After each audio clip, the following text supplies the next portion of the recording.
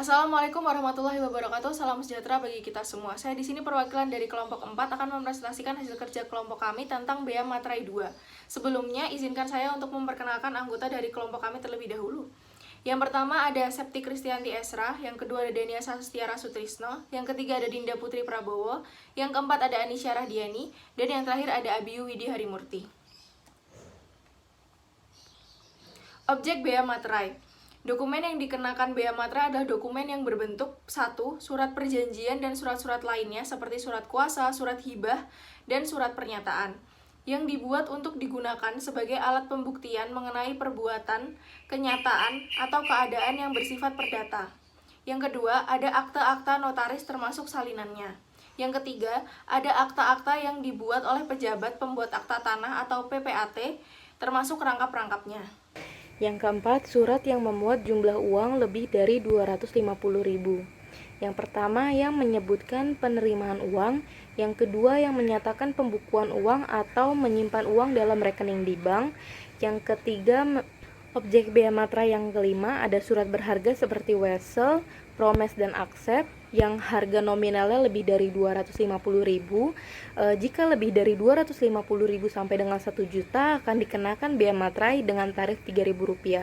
Jika lebih dari 1 juta rupiah maka akan dikenakan bea materai dengan harga Rp6.000. Jika harga nominal dinyatakan dalam mata uang asing, maka harga nominal harus dikalikan dengan kurs Menteri Keuangan. Lalu yang keenam, dokumen yang akan digunakan sebagai alat pembuktian di muka pengadilan yaitu surat-surat biasa dan surat kerumah tanggaan. Lalu ada surat-surat yang semula tidak dikenakan bea materai berdasarkan tujuannya jika digunakan untuk tujuan lain atau digunakan oleh orang lain selain dari maksud semula. Lalu yang terakhir, jika dokumen awalnya tidak terutang bea materai, namun kemudian dokumen tersebut digunakan untuk alat bukti di pengadilan, maka dokumen tersebut harus dilakukan pemateraian kemudian. Kalau yang sebelumnya kita membahas mengenai objek bea materai, lalu yang selanjutnya membahas mengenai bukan objek bea materai. Sebagai bendahara dokumen yang tidak mengenakan bea materai, yang pertama itu ada dokumen berupa antara lain seperti surat penyimpanan barang, konosemen, surat angkutan penumpang dan barang, keterangan pemindahan yang dituliskan di atas dokumen sebagaimana dimaksud dalam angka A, B, dan C. Lalu ada bukti untuk pengiriman dan penerimaan barang, ada surat pengiriman barang untuk dijual atas tanggung jawab pengirim. Lalu yang terakhir ada surat-surat lainnya yang dapat disamakan dengan surat-surat sebagaimana dimaksud dalam angka A sampai huruf F. Lalu yang kedua ada segala bentuk ijazah. Lalu slide selanjutnya yaitu yang ketiga, tanda terima gaji, uang tunggu, pensiun, uang tunjangan, dan pembayaran lainnya yang berkaitan dengan hubungan kerja, serta surat-surat yang diserahkan untuk mendapatkan pembayaran itu. Yang keempat, tanda bukti penerimaan uang negara dari kas negara, kas pemerintah daerah, dan juga bank. Yang kelima, kuitansi untuk semua jenis pajak dan untuk penerimaan lainnya, yang dapat disamakan dengan itu dari kas negara, kas pemerintahan daerah, dan juga bank. Yang keenam, tanda penerimaan uang yang dibuat untuk keperluan intern organisasi. Yang ketujuh, dokumen yang menyebutkan tabungan pembayaran uang, tabungan kepada penabung oleh bank, koperasi, dan badan-badan lainnya yang bergerak di bidang tersebut. Yang kedelapan, surat gada yang diberikan oleh perusahaan jawatan pegadaian. Yang kesembilan, tanda pembagian keuntungan atau bunga dari efek dengan nama dan dalam bentuk apapun.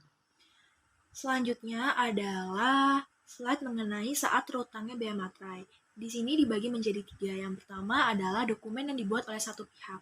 Dokumen ini diserahkan kepada pihak yang bersangkutan. Nah, contohnya itu adalah cek. Yang kedua adalah dokumen yang dibuat dari lebih dari satu pihak. Dokumen ini digunakan pada saat selesai dibuat dan ditutup dengan tanda tangan dari pihak-pihak yang bersangkutan. Contohnya adalah surat perjanjian jual beli. Yang ketiga, dokumen yang dibuat di luar negeri. Dokumen tersebut digunakan di Indonesia. Bea materai yang terutangnya dilunasi dengan cara pemateraian kemudian. Pihak yang terutang bea materai. Bea materai terutang oleh pihak yang menerima atau pihak yang mendapatkan manfaat dari dokumen kecuali pihak-pihak yang bersangkutan menentukan yang lain. Yang pertama ada cara pelunasan bea materai. Dengan dengan cara menggunakan benda materai seperti materai tempel atau kertas materai. Yang kedua dengan cara yang ditetapkan oleh Menteri Keuangan. Cara penggunaan benda materai. Yang pertama, materai tempel. Materai tempel ini dilekatkan ke dokumen yang terkena bea materai dan materai yang tidak rusak. Yang kedua, materai ditempelkan direkatkan di tempat di mana tanda tangan akan dibubuhkan. Lalu pembubuhan tanda tangan disertai tanggal, bulan, dan tahun dilakukan menggunakan tanda dan sejenisnya. Pembubuhan yang dilakukan di atas materai, sebagian juga menggunakan kertas dokumen. Lalu jika lebih dari satu materai, maka tetap harus mengenai semua materai yang ditempel dan juga tetap mengenai kertas dokumen. Lalu ada materai kertas. Materai kertas ini dokumen yang ditulis di atas kertas bermaterai. Jika isi dokumen terlalu panjang, maka untuk isi yang tertinggal tidak menggunakan kertas materai. Lalu kertas materai yang sudah digunakan tidak boleh digunakan lagi.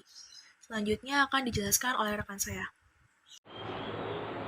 Di sini kami memberikan contoh gambar materai tempel dan kertas materai. Pemateraian kemudian adalah suatu cara pelunasan bea materai yang dilakukan oleh pejabat pos atau permintaan pemegang dokumen yang bea materainya belum dilunasi sebagaimana mestinya. Pemateraian kemudian dilakukan atas satu, dokumen yang akan digunakan sebagai alat pembuktian di muka pengadilan. 2, dokumen yang bea materainya tidak atau kurang dilunasi sebagaimana mestinya.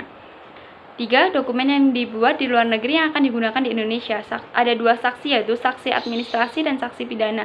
Penanggung-jawaban saksi administrasi yaitu memegang dokumen, sedangkan saksi pidana yaitu sesuai keputusan pengadilan.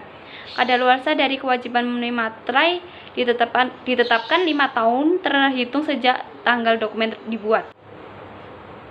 Hal-hal yang perlu diperhatikan. 1. Transaksi intern perusahaan tidak perlu menggunakan bea materai. 2. Kantor pusat dan kantor cabang merupakan badan sendiri sehingga transaksi harus menggunakan bea materai.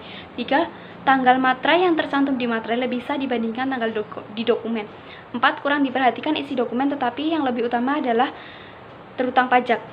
5. Warna tinta tidak menjadi masalah. Mau warna tinta warna hitam, warna merah, warna hijau, warna biru itu tidak akan menjadi masalah. 6. Tulisan di kertas materai itu tidak boleh dihapus dengan cairan penghapus, lebih baik dicoret. 7. Tambahan pasal 7 ayat 8 itu adalah karena isi dokumen terlalu panjang maka tidak memerlukan kertas materai lagi karena masih merupakan satu kesatuan. Prinsip satu dokumen hanya terutang satu bea materai. 8. Mikrofilm perlakuannya bisa dianggap sebagai fotokopi dokumen seperti batch. Dalam komputer tidaklah terutang pajak. 9. Tindasan karbon adalah sama juga fotokopi itu tidak terutang bea materai karena tidak ditandatangani secara langsung atau asli. Namun jika ditandatangani secara langsung maka terutang bea materai. 10. Menggunakan dokumen yang dibuat di luar negeri. Baik, yang selanjutnya adalah perbedaan antara ABM 1921 atau yang lama dengan UU Bea Materai yang baru. Di sini terdapat tabel di mana menjelaskan tentang dari perbedaan dikelompokkan menurut uraiannya. Selanjutnya perbedaan dari ABM 1921 dan UU Bea Materai yang baru. Yang pertama ada dari jumlah pasalnya. Dari jumlah pasal ini dibedakan dari ABM 1921 itu adalah 142 pasal, sedangkan UU Bea Materai yang baru itu 18 pasal. Di nomor yang kedua ada objek. Perbedaan dari ABM 1921 bersifat perdata dan publik, itu tertentu. Sedangkan UU Bea Materai yang baru itu bersifat perdata dan sangat terbatas. Selanjutnya ada uraian dari jenis materai.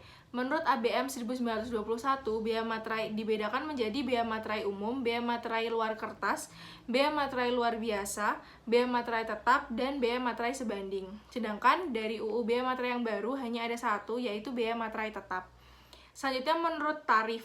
Dari ABM 1921 ada 167 macam tarif, sedangkan dari UU Bea Materai baru ada hanya 2 macam saja. Selanjutnya adalah cara pelunasan. Menurut ABM 1921 ada benda materai, SKUM, dan cara lain. Sedangkan jika UU Bea Materai yang baru itu hanya ada benda materai dan cara lain. Untuk SKUM-nya sudah dihapuskan. Selanjutnya untuk tanggal kadaluarsa, menurut ABM 1921, 3 tahun sejak diketahuinya atau sejak dibuat. Sedangkan UU Bea Materai yang baru adalah 5 tahun sejak dokumen dibuat. Oke, baik, selanjutnya adalah contoh kasus dari bea materai. PT Angin Ribut memiliki dokumen rata-rata 100 buah per hari yang harus bermaterai. Perusahaan ini biasanya menggunakan mesin teraan untuk mempermudah pelunasan bea materai. Apabila perusahaan ini lupa memateraikan 100 dokumen yang merupakan tagihan untuk kliennya, yang nilai tagihan untuk masing-masing dokumen sebesar 1 juta rupiah, dan dokumen tersebut telah dipergunakan, berapa bea materai yang harus dibayar PT Angin Ribut berikut sanksinya. Jawabannya adalah dokumen yang belum dimateraikan adalah 100 dokumen. Bea materai terutang untuk satu dokumen adalah 6.000. Bea materai terutang adalah 600.000. Lalu sanksi 200% menjadi 1.200.000. Lalu total yang harus dibayar adalah 1.800.000. Baik, selanjutnya masuk ke dalam kesimpulan. Kesimpulannya adalah surat perjanjian dan surat lainnya seperti surat kuasa, surat hibah, dan surat pernyataan yang dibuat sebagai alat pembuktian atas perbuatan, kenyataan, atau keadaan yang bersifat perdata merupakan objek bea materai.